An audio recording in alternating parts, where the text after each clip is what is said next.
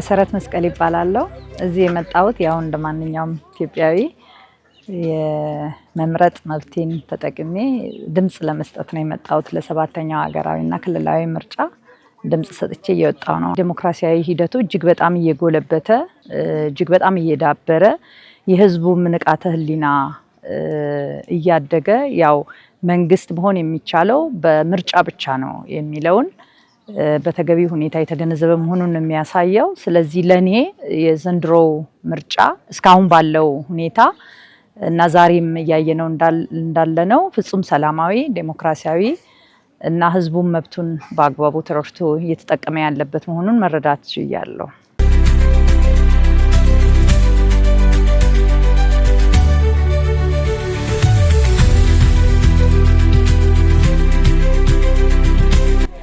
ያው ከሌሊቱ 11 ሰዓት ነው የመጣሁት።